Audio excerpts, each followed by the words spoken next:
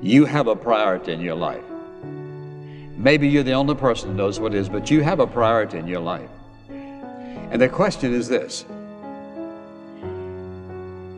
do you value your relationship with Jesus Christ enough to make Him, time alone with Him, the number one priority in your life? Is He that valuable to you? Is He that important to you? Where does He rank in your life? Does He rank number one? Is He number two, number three, number four, number five? Is He down so far in the list on your time, your energies, your interest, your love, your devotion, that you can't figure out exactly where He fits?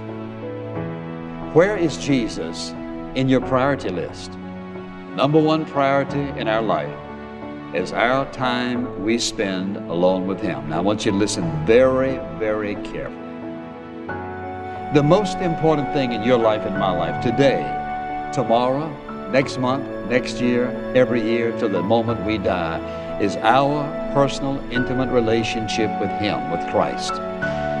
The number one priority in our life is to be that time we spend alone with Him. Now watch this. It isn't because we just need Him. He wants us. He desires our love, and He desires to spend time alone with us.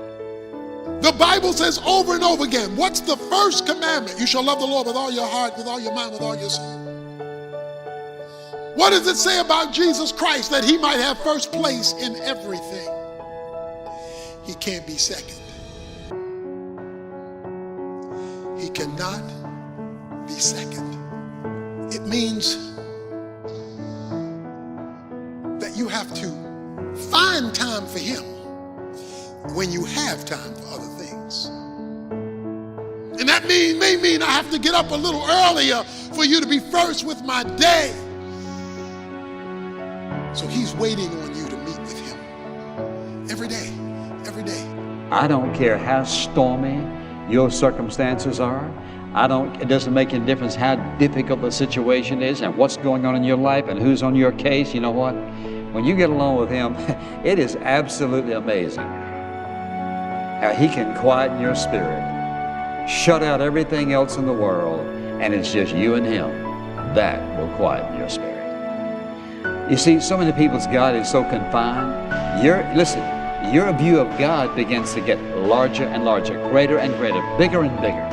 When you begin to see how He begins to work in your life and how He is working situations and circumstances in the future that you can't even figure out. And you come to that point in your life, or that time, or that decision, and you see how God has worked out every single detail already. Now, we don't know what tomorrow holds. None of us do. And so we can't predict the future, and we can't make decisions today that affect the future. And so we have to make decisions today that affect today. And so we have to trust God for tomorrow.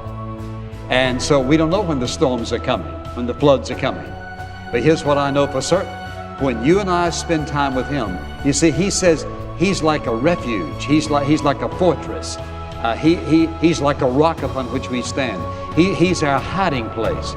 Spending time with Him oftentimes prepares us, so quietens our soul, that we're ready when something comes that would normally blow people off course, that does not affect us. Because why? Because we know who is in control of our lives.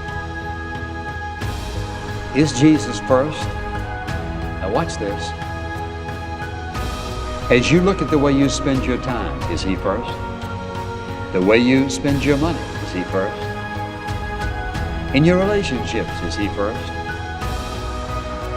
And then if you're wise enough to make Him number one in relationship and every other aspect of your life, you watch God transform you in a way that you would never begin to imagine. One thing I know for certain, you never lose making Him number one.